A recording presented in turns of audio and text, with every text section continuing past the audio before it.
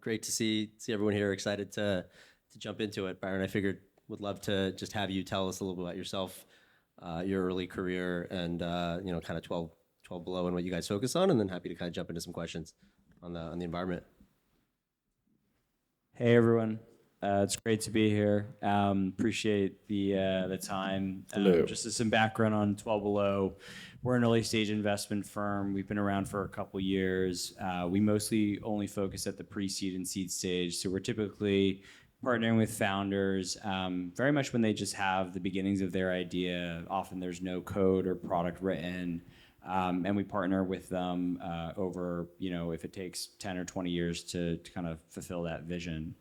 I've been in the venture industry for a little over a decade now. I started my career at a firm here called Primary Venture Partners, which is a very New York-centric seed firm, and then was a partner the last couple of years at a bigger firm called Canaan Partners. My partner and I have been operating in the startup ecosystem here for some time, since 2010 or so. So we've had a pretty good lens into New York emerging from what felt like a smaller ecosystem relative to the Bay Area to now what feels like sort of a comparable ecosystem. So really excited to be here and spend a bunch of time with you guys. Awesome. I think that's the great place to start. We've obviously seen a lot of evolution. You've had kind of a bird's eye view to it. Would love to hear about both what you've seen, but also kind of what you think it says about kind of the future of New York and what New York is potentially better at versus SF and where their advantages. Yeah, a couple of the things that I think are important when assessing ecosystems is really both the caliber of entrepreneurs, but also the capital that's going behind it. What's most important is building great companies and ultimately having liquidity in the form of IPOs or exits behind that. And so if you look back at New York, probably 12 or 15 years ago, the percent of venture capital dollars in the US was probably 8 to 10% or so. It was sort of about even with Boston at the time, and the Bay Area was the majority of it at the time. And what you've seen steadily over the last kind of 5 to 12 years or so is New York has really outpaced Boston, and more recently is around 20 to 30%, depending on the quarter. So there's been a bunch of things that I think have contributed to New York becoming, what feels like sort of a dominant ecosystem. The first is there's just been some great companies built here. Companies like Datadog, MongoDB, Peloton, Etsy, the list goes on, Squarespace. And you really need what we would sort of think about as success breeding success. People need to be able to see world-class entrepreneurs. They need to see companies that have real enterprise value, and often, companies that can be above 10 to 50 billion, I think, really catalyze that. The second thing more recently, and maybe some of you can attest to this, is New York's just become very popular as an ecosystem for founders of all shapes and sizes. So people that are young, people that are more repeat entrepreneurs. But one of the biggest trends we've seen in the last 4 or 5 years has been people from Silicon Valley, as well as Europe, in the technology ecosystem moving here. And so, we spend a lot of time on the New York ecosystem. We're not exclusively focused here, but we probably invest about 70% of our investments here.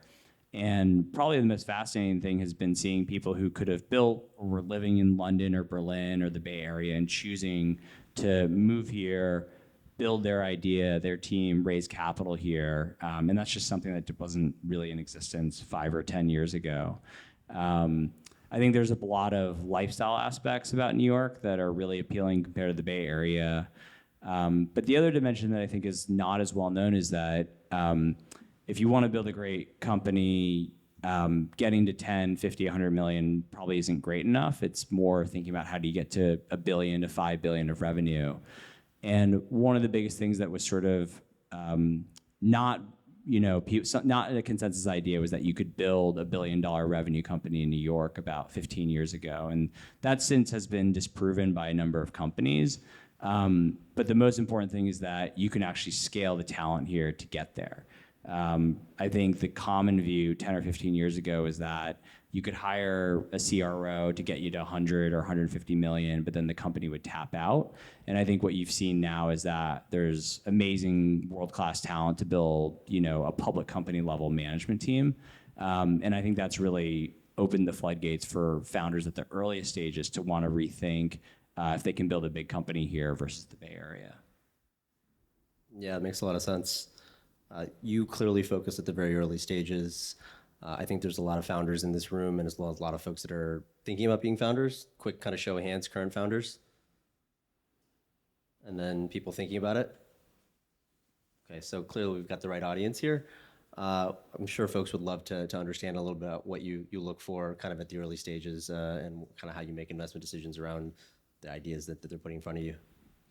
Yeah, we've a lot of what we're most focused on, which is not the same for every investment firm, but we tend to believe great founders have amazing clarity of thought around the long-term vision, but a lot of openness for how they're going to get there. And so the things that we look for that I don't think are too dissimilar from a lot of other firms is an obsessiveness around the idea. So is this something you woke up on a weekend and decided to do, or is it something you've been spending your nights and weekends on for months at a time? There's just no substitution for competing against a team that's sort of relentlessly obsessive about this idea and will sort of pursue it at all costs. The other thing we think a lot about is a founder's ability to understand the market they're in. We kind of use this expression that we want to back teams that almost have sort of inside baseball in the market that they're playing in. It would surprise you that, if you think rationally, starting a company is not really the most rational thing. It's kind of like chewing glass. The odds are against you. And so if you kind of put yourself in our shoes, we're trying to back people that, are almost irrational by default because they're choosing to spend 10 or 12 years on a single idea or the pursuit of that idea. So I would say a combination of obsessiveness, clarity of thinking, storytelling is really important because you kind of have to convey and convince a lot of people to join your team and to raise money over many years. And then the last thing, which is really the most important, is the actual execution. So have you demonstrated things in your past life? It doesn't matter whether you're a senior or you're starting your career, but proving that you've been willing to put yourself out there, take risk, and actually deliver on the things that you say you're going to do. Yeah, so to dovetail on that a little bit, I spent most of the last decade building a business called Sentio, which is a financial data terminal, a competitor to Bloomberg, very much coming from my own experience at being unhappy with Bloomberg. And, through the thick and the thin of that, the thing that kept me going was the fact that, it was just like I was really, really passionate about building something better, and like it kept me up at night. And, I think when I'm talking to entrepreneurs and we use this as kind of a lens, how much do you care about the problem? And, when the going gets hard, like, is that going to sustain you through to, all of the knocks that you're invariably going to take? And so oftentimes folks, when they're coming to me for advice on, whether they should start something or not, a huge part of that is just like, is it you're trying to look for a problem because you want to start a startup? Or is this the thing that like you want to sort of make your name and you're going to spend the next decade doing? And it just makes such a huge difference. And as you talk to enough founders, it becomes very clear kind of one bucket versus the other. And so just something to really spend a lot of time thinking about because it's such a journey, and it's so many points along the way where it's so hard. I missed a point that you made me think of, which is we sort of feel like the best founders are amazing at learning, and they kind of view it as like an obsession. So, we'll look for cues around if we make a suggestion or we try to surface an insight about something that might be relevant to your business. You can sort of tell the founders that are really obsessed. They follow up. They're maniacal about learning about that insight, even if it doesn't really impact them. Whereas I would say the founders that maybe aren't as obsessed sort of brush it off, or they're not as interested in being aware. So, we do spend a lot of time with teams. We don't, meet once and just choose to invest. We really try to learn almost more like, it's kind of like lines, not dots around, how you've executed in your life, how you learn, and how you kind of operate with urgency. So dovetailing on that, and kind of the next step for a lot of the folks in this room would be looking at a Series A. So curious, those goalposts are constantly changing, but for the audience, how would you think about what folks need today, how that might have changed versus 12 or 18 months ago, and like sort of just advice in terms of preparing for that, since I assume that's something you're preparing all of your founders for as well. Yeah, we spend a lot of time. So we typically co-lead or lead a seed round, and the next milestone is typically a Series A within the next sort of 12 to 24 months. And some of this is reported in the press, but certainly compared to 2 or 3 years ago, where it felt like everyone sort of would raise a seed round and then raise a Series A, it's gotten a lot harder. And the reality is, if you look back over the course of 10 or 15 years, raising a Series A was never really that easy. And if you kind of step back, and I think this is where first principles thinking is really helpful. If you're pursuing such an ambitious mission, it shouldn't be easy. It shouldn't be that everyone necessarily gets to the next stage. And I think, looking back on the 2019 to 21 period, the amount of capital in the ecosystem sort of influenced people to think that, there's people who I think just thought this was like a career path. Like you just, fill out a bunch of forms, start a seed company, you check a couple boxes and you raise a Series A. And the reality is it's obviously a lot harder than that. So in this environment, what we've typically seen in 2023 is that the Series A market was more or less frozen outside of a couple areas like AI. But it's still insanely hard. I mean, it's kind of like the expectations are that you're growing best in class with amazing unit economics and capital efficiency. What can you just give us a high level idea of what those might be? Yeah, sure. I mean, I think you want to be, there's no, hard and fast rule. Everything is dependent on the sector. But I would say, it used to be at $1 million of ARR growing 3 to 4x year over year with good line of sight into how you're acquiring customers. You could get a Series A done. I think the goalposts have moved quite a bit where not only should you be closer to 2 million of ARR, but your capital efficiency and growth need to be pretty high. It doesn't mean you can't get a Series A's done, but I think there's a big gap between the companies that are best in class and they can get a Series A done quickly in a matter of a month or two versus it can take 6 to 9 months, which is obviously a big distraction on the company for a CEO. So, for all the headlines that you read out there, certainly where there's a lot of funding in some later stage companies, and many of you are founders, so you probably live this every day, it's actually pretty challenging.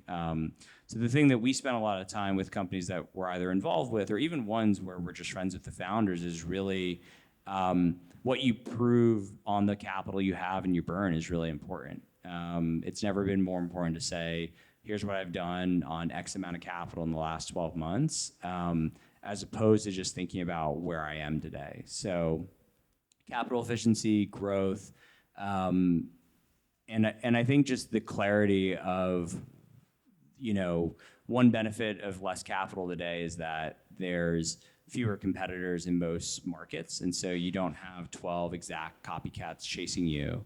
But what you have often, certainly on the AI side, is a lot of incumbents who have distribution against what are often seem like novel products. And so I think in addition to proving that you can build a business that's novel, differentiated, and can scale, you have to address the fact that you could be one feature release away from getting wiped out. And so I think that's a trickier question to challenge and face in certain markets.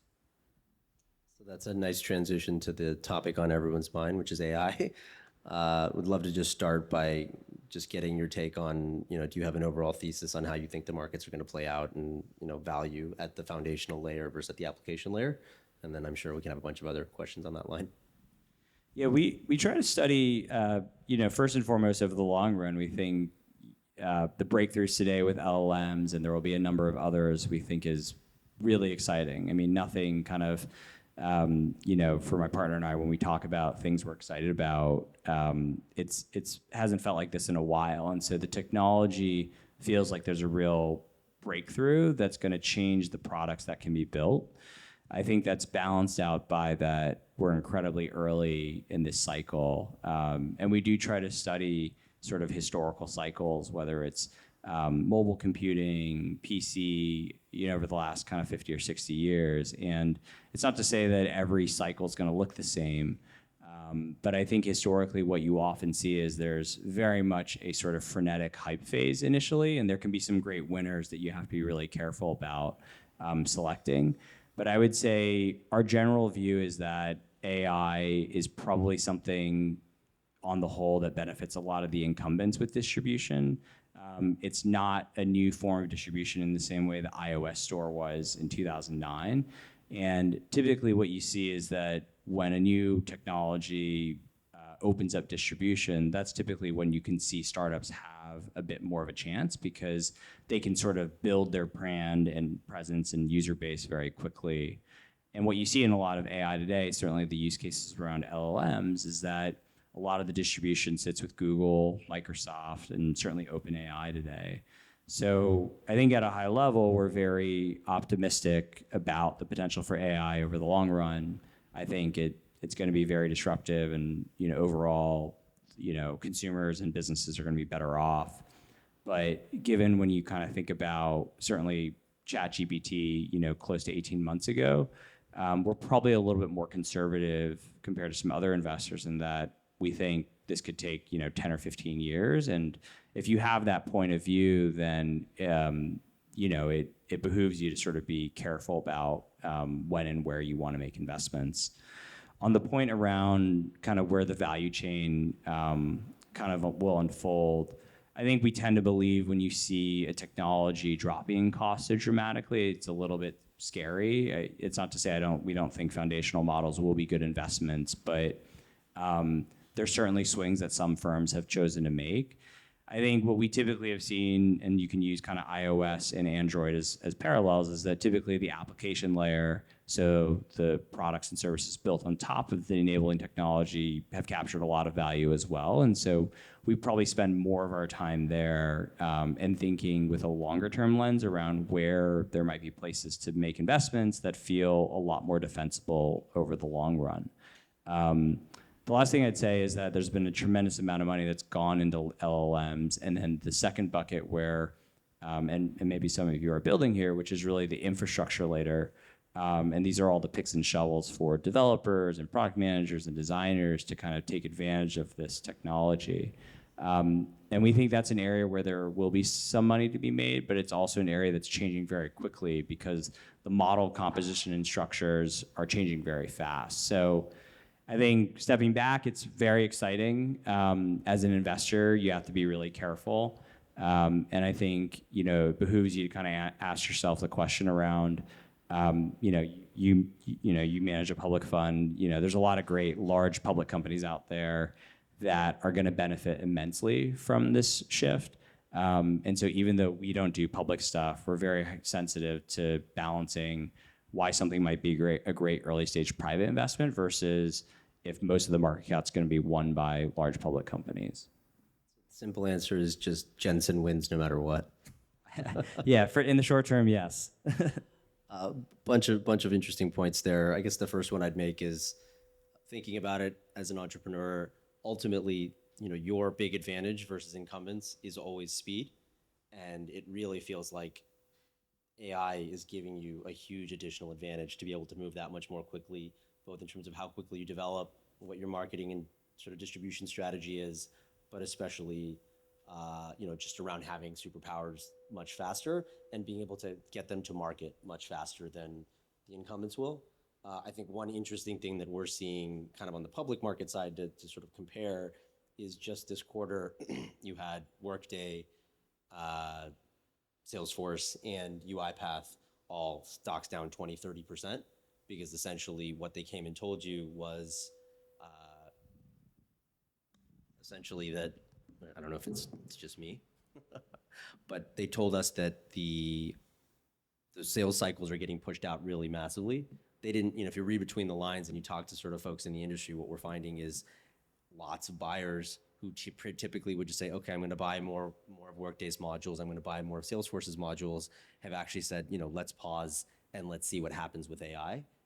And I think in the specific industries where we're buyers, like an LLM technology for financial services, for hedge funds, and for VCs, we've seen just a massive explosion of technology, and it's not the incumbents that are delivering that to us today. The incumbents are talking about it in the same way that Salesforce and Workday are talking about it, but in the meantime, the startups are showing us fully formed, really exciting products that we're not demoing, we're using.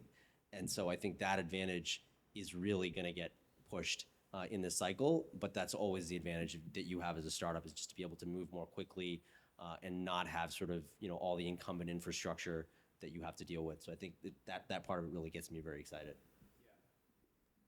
You bring up the public earnings on Salesforce and Workday, and not everyone in the early stage side follows these things. We actually do spend a lot of time, but I think one of the other exciting shifts that's interesting, at least as it relates to those kind of misses, is that people are probably familiar with AI agents. I think one of the things that LLMs that kind of have unearthed that's really exciting is this ability to kind of take very unstructured data and very unstructured workflows historically that weren't really possible.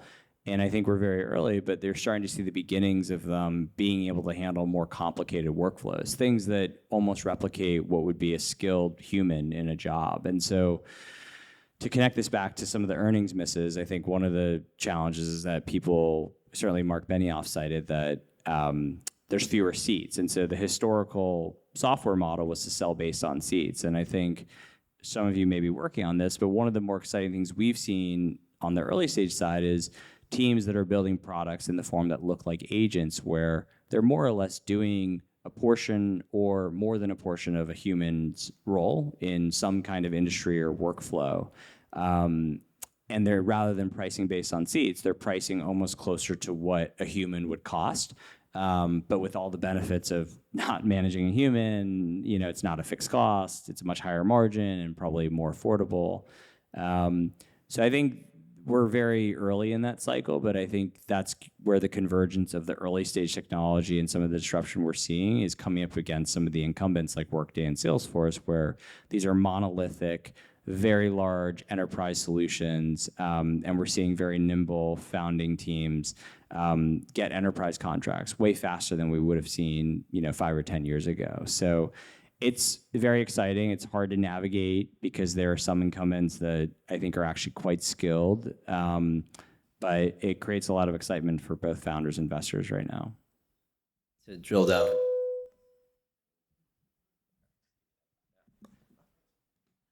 To drill down that a little bit, I think the other thing that we've seen has happened is very clear is if you were doing enterprise sales 18 months ago, the budgets that you had were very, very sort of laid out, and they were for business lines and for specific outputs.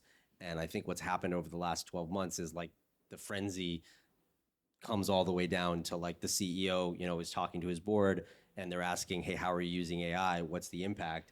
And so there are, ultimately they're all fungible pools. So the money is coming from somewhere, but there is so much more money that's just been allocated to AI that the speed at which you can get in front of senior leaders in an organization, the speed at which they're going to make a decision, completely unprecedented over the last decade. And that certainly incumbents are in a good position to get some of that market share, but that is, startups should be licking their chops at that because that's exactly where they're better. They're going to be able to build exactly what that organization needs, deliver it in a month, because that is going to have an impact on kind of everything downstream for them. Whereas a larger company is saying, hey, it's coming. Let me show you it's coming in 6 months and 12 months.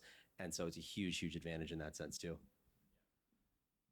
And one of the things that's both exciting for startups to be mindful of is there's sort of experimental budgets, which are interesting, not always durable. And then there's budgets that are really budgeted for. And so being really mindful of, are you displacing a solution where you're going to be the vendor for many years, or are you a 6-month trial that likely is mostly just exploratory? I think we're in this moment right now where for a lot of young companies, it's very exciting that they can get enterprises on board, but it's balanced out by that many of those enterprises will probably churn.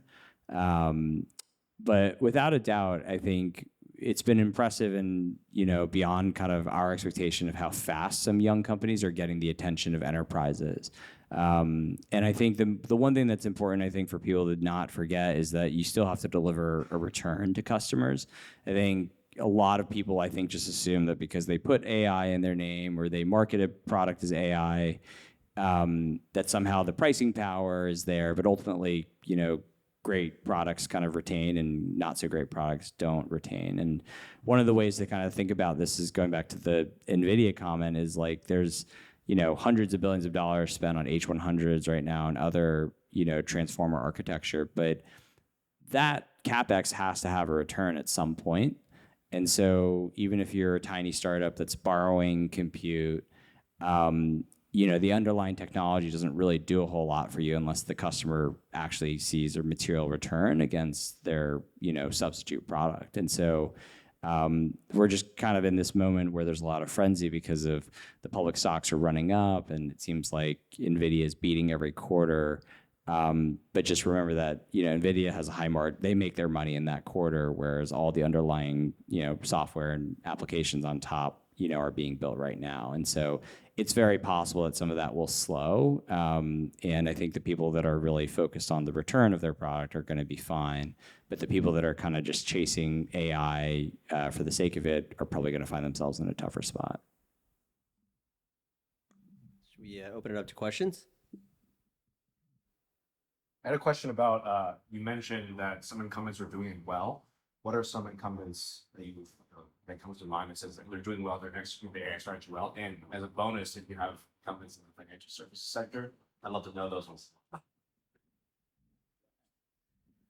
Yeah, I'd say Microsoft strategically, I think, has been smart because I don't think anyone, welcome if anyone here has an opinion, nobody really knows which model or how many models we might be using, if we'll be using models at all. But I think Microsoft has been very wise to kind of spread themselves across many models. And I think that's a smart move because if you're familiar with Microsoft Azure, already you can turn on an OpenAI or a Mistral instance very quickly. And so they've kind of just positioned themselves as a massive distribution layer and are frankly agnostic. Even though they've invested in OpenAI, it's not exclusive to them. So I think they're one who's certainly done well. On the financial services side, to be honest, I think it's a little bit harder to say because this type of talent, I think the banks are generally actually more forward-thinking than people give it to them. But the reality is this type of talent doesn't always live within most banks. And so I think that's actually where financial services and healthcare, we see sort of this interesting opportunity where if you can solve a very complicated workflow, often in a vertical environment like healthcare financial services, you have two of the largest markets in the US and globally for sure. And even though they're sort of harder sales cycles to manage, you have incumbents that probably need you in some ways more so than Microsoft or Google. So I would say Microsoft has done a good job. And then, I think there's a lot of public commentary on Google and a couple others. But I think one thing that I think gets lost is just being patient. We've only been at this for, 12 to 18 months. And I probably wouldn't underestimate Facebook or Google either. So I think just taking a long-term view, or we try to take a very long-term view on this stuff because I think it's very easy to be reactionary.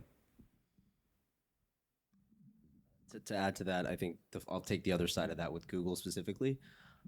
It really feels like they are very, very vulnerable right now. Even if you make an assumption that they have models that are as good as OpenAI, which perhaps they do, they just have been less good at quickly commercializing them because they're Google. It really does feel like the core of what they make their money doing is selling ads on an internet that has been kind of bastardized by all of the SEO. And now if you have an LLM that can just give you an answer, there's certainly space to monetize that, but the ability to monetize it the way they have in the past seems like it's going to be very, very difficult. So it looks like they're going to be caught in kind of a classic innovator's dilemma. But it's going to be, it's going to be a lot of fireworks. It's going to be really interesting over the next couple of years to see what happens there. Other questions?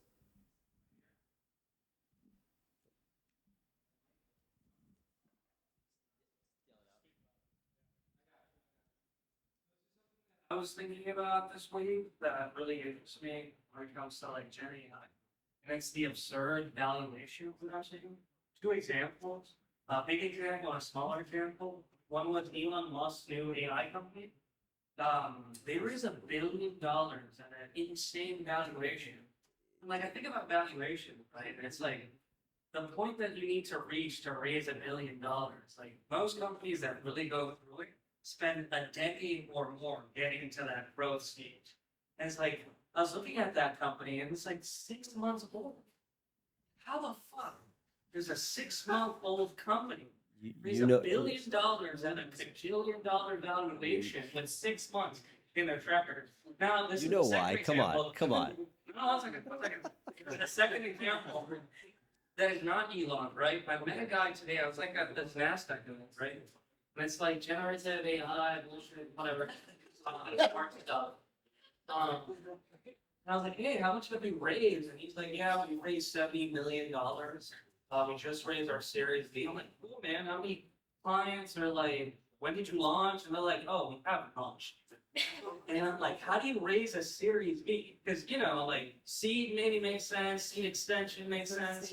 But Series A at that point it's growth money, right? So it's like launch, have some traction. That's what I know from being an entrepreneur since I was 16, right? And seeing this, the Series B, which is like extra, like, it's growth. And seeing that this Gen AI company raised $70 million.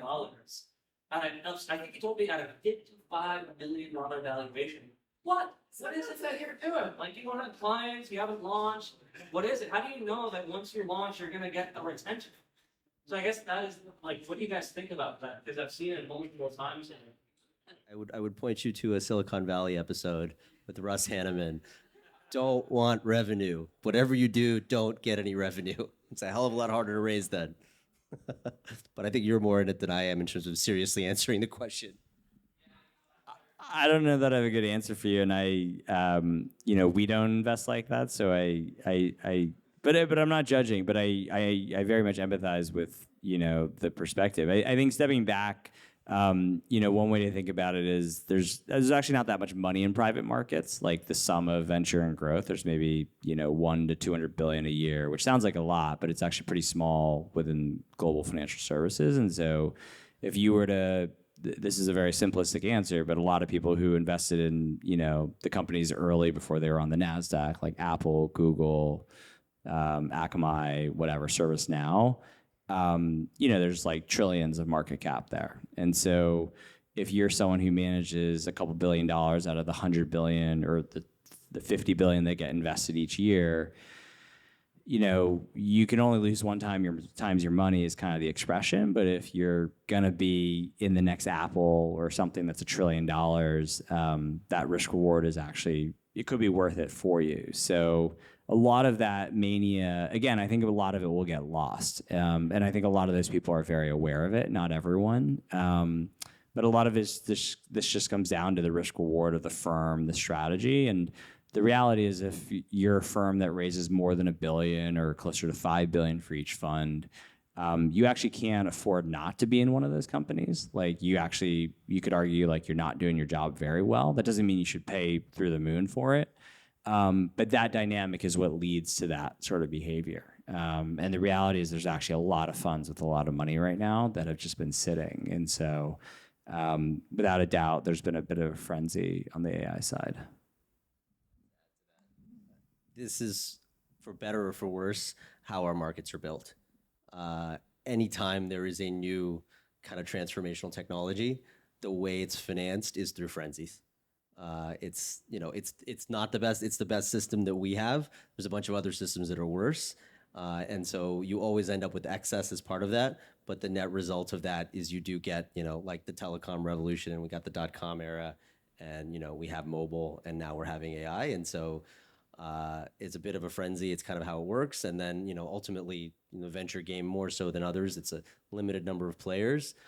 It is very much kind of a, speed first game. And so, once you get there, if there's you're essentially chasing a limited number of deals. And so this is kind of how you end up. But it is very interesting. It's sort of a study of markets and just humans, right? It's just psychology and how humans behave when something is going up and you're afraid of missing out, essentially.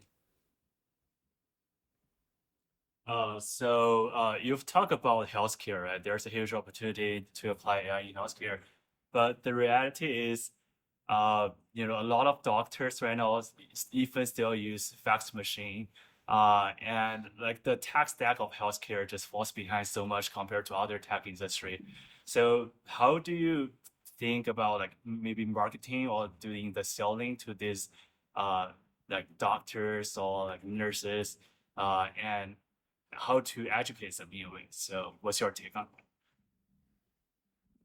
Yeah, You surface a good point, which is a lot of the healthcare ecosystem, and many of you probably deal with it, is done through fax or pen and paper. And you also articulated one of the challenges we see in a lot of companies, which is how do you sell into some organizations where maybe they don't care about technology or they're less willing to embrace it.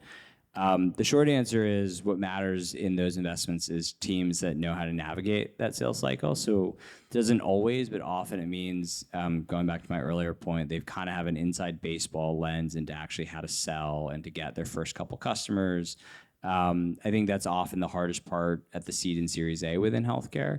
I think the other thing we also look for is, and there's a bunch of this around healthcare today, is there's some imminent pressure on the market. And so staffing right now across all of healthcare is very challenging. There's a lot of burnout with clinicians. There's a lot of turnover. And so what we often see right now is that any solution that helps better around retention of clinical staff or engagement of clinical staff is actually something that large organizations are considering seriously, whereas 5 or 6 years ago they wouldn't. So I think that the trick in healthcare is really navigating where there's either a behavioral shift, like in the case of staffing, or a regulatory shift. It could be along reimbursement, and trying to intersect that with the timing of something that we're investing in that kind of meets that pressure at that point. The counterbalance is that there's a lot of companies, unfortunately, that spend years trying to sell to their first customer and they never do it. And so that's where we think the market dynamics really matter.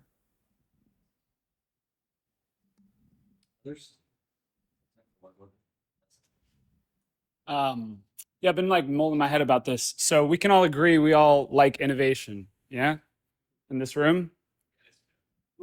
How does cool, yeah, I figured. It's good. How does a VC, because I sort of think of you guys, I'm like new to this world, as like sort of like the well that people get to go to in a sense, like to deploy capital. So how does a VC, or particularly your company, think about like that from like a humanistic standpoint? Because like on some level, like, there's only so much money, right? And then with AI, you're displacing labor, and you even said it like in your speech, like managing people is difficult. And I would agree with that. Like having to like run a company is very challenging. But like at some level, like it seems like we're gonna run out of customers, right? Like how do you think about that? Like from a human standpoint, it's like kind of a big question, but like, are these companies serving people on some level? Like, because I get the innovation side, I'm totally for that. But you get these like crazy companies that have all these crazy offerings that are fueled by a ton of capital that are just like causing more problems, in my opinion. And maybe that's a bad way to think about it, but. I actually think he's 100% right on things that are going to help real life for people and bring them together in the end, and not AI as much. AI is going to be something that's like supplementary, but I definitely agree with you, and I think that deploying capital towards things that will actually like resolve issues for people in their actual day-to-day lives. Yeah, I think to bow it up, it's like, is there a humanistic approach to it beyond like, hey, good companies are going to solve big problems. That's going to make the world better. Like we all agree that, right? Everyone in this room, more or less. But like beyond that, like what's the real like humanistic approach to VC? Is there like a certified B company? Yeah, I mean, I think I would say, I don't know, we can talk about healthcare or other specific examples. I don't know if you're referring to the point around some part of AI replacing part of humans, and that's not humanistic. But I would say there's pros and cons in every technology cycle, right? If you look back at railroads, steam engines, and whatnot. But I don't know if this answers your question, but I would say, I think we take a humanistic view in that, we don't think about it purely from a capitalistic perspective. I think we think about it more from an outcomes perspective, and I think that's the human lens. So a lot of the stuff we do in healthcare is not about the capital. It's more about our patients better off, our clinicians better off. Does that mean over the long run, they don't need to hire as many people potentially? But I think if people can have lower rates of, higher rates of cancer detection or better follow-up and, outpatient results. Like, all of this kind of has to be weighed together, if that makes sense. Sure. And I don't know, we tend to think like if we can improve the lives of people that are very sick, like that's fairly humanistic. I don't think, we sit here and think that that's like, bad for society, but, we're open to all views. Like, I think I'm more specifically talking about the economics of it. You know what I mean? Because like if you're investing in winners and then winners, they get more, right? Like, Yeah, and then that capital goes upwards, not like, yeah, but I would say, we invest money on behalf of a lot of nonprofits and endowments. And so, yes, like, the people that invested in Microsoft, Microsoft has gotten very big, but a lot of that return has also been distributed back to nonprofits, education, pension funds for public workers.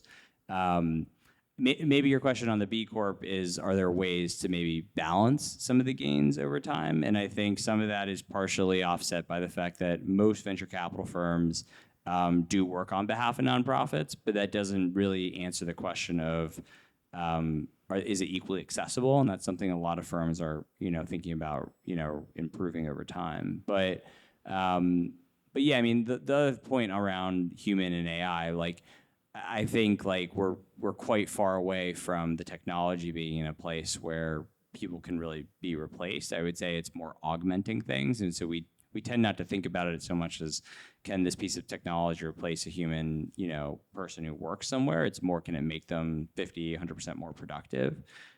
In 10 or 20 years, I don't know where the technology will be, but I do think we're pretty far away from that. So it's a really good question. I think it's kind of something I spent a lot of time struggling with. I think a lot of folks in this room. Ultimately, unfortunately, I think the answer is like, we can't look to for-profit corporations and, funds that are investing capital on behalf of for-profit corporations for profit to solve these sorts of problems. Historically, this is what government is for. This is what policy is for, and, sort of higher order thinking that, around society and utility and like, well-being rather than profits. If you think about what's happened to humans over the last 20 years, there is so much data available everywhere at how much less happy humans are. Ultimately, I think we can put that at the feet of technology, right? We've built a lot of technology that's really empowering, but ultimately, on the whole, used the way that largely it's built to be used, it can be quite immiserating. And I think we're, as a society, reckoning with that. We haven't really figured out what to do with it. A lot of it, unfortunately, then, just pools the power in the hands of a few entrepreneurs to make those decisions. And ultimately, like, to some extent, you can say those entrepreneurs' hands are tied as well, because they're running for-profit corporations. And, if you tweak a lever and you get more engagement, even if that means that, down the line people are less happy, that lever is probably going to get pulled, unfortunately. And I think you're bringing up a very good point when it comes to AI. We have a thesis, and I think we're beginning to see this, where I don't think that, are humans going to be full on replaced? No, but if you think about, how labor markets work and how pricing power works and how bargaining works, if you need 5 or 10% less workers, the average weight, everyone's going to be competing for those jobs. A bunch of data came out today from the Labor Department suggesting that, it's a lot harder to get a job than it was 6 months ago, 12 months ago. It's getting harder. I suspect AI is having an impact on that already, where most corporations are getting a lot more productive. We, as probably most of these people in this room, are getting more productive just using AI. And so I think, is it going to mass destroy jobs in the next year or two? No, but I think at the margins, it's already happening. If we see any kind of a slowdown, it's only going to accelerate. The flip, AI is continuing to accelerate in terms of what it can do. There's nothing to suggest that's going to stop. And so ultimately, it comes back to like, what do we as a society want to prize, and how do we, make those decisions? And that, technologists will wrestle with that. We all should, as founders, we can have an impact on that. And it's something we should spend time thinking about. But ultimately, it's something that, really needs to be adjudicated at the ballot box. And to my mind, it's very clear that if we go forward 5 years, 7 years, that this is going to be the only thing that matters, right? AI policy is going to be the only policy that matters. And you have two parties that have kind of very different views on kind of the way to run a society and the way to run an economy. And, to the extent we're not careful, you can see lots of very, very dystopian outcomes coming to play where, a few corporations have all of the power, a few people own most of that stock, and meanwhile, mass numbers of jobs will be eliminated. And so I think it's becoming more important than ever to become more politically involved and really think about how you marry politics and technology together, because they're going to become more and more inseparable. And it can be very, very positive, but it's also right now looks quite ominous.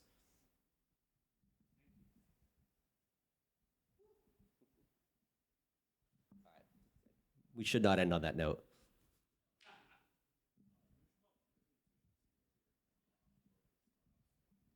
To mention about how big tech companies have a lot of capital deploying them, competing with startups. What's your suggestion for early stage startup founders on building a product or market that's actually defendable in front of these big companies, big capitals? I think I heard it, but the question was for founders building a product in a space where maybe an incumbent could be there or there soon, and how to think about defensibility. Yeah, I mean, I think this is where the clarity of thought of how deep and strategic you've been in thinking through the idea before you've built it. But I would say one of the frameworks we think a lot about is the complexity of the workflow. Is there a vertical aspect to it? Is there sort of a human in the loop, feedback loop where your product gets better in a way that Microsoft or OpenAI would be at a disadvantage? But I would say the workflow complexity really matters, because we tend to think a lot of software is moving towards just an API call in some of these products in the future. And so if your product today more or less looks like something that could be in GPT-5 in the next year or two, that's obviously very low defensibility, very low switching costs. And so I think we tend to be more excited about vertical solutions, because there may be existing customer data that you can use to build a far better experience. And I think that's probably the area that some of the incumbents aren't going to be as vertically focused. They're going to probably stay very horizontal and broad. And so there's a lot of things, but I would say the more complex the workflow that your product can solve, and the more integrations it has in solving that problem, the more you're a little bit distant from just being a simple API call away. Okay. I think we should wrap it there. Thank you so much, Byron.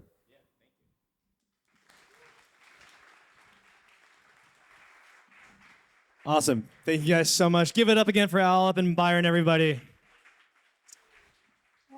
Really quick, if you guys are raising around, come talk to us. Come meet our team, Kate, Art, and Jacob. If you guys can raise your hands, we'll be sticking around for the next hour or so.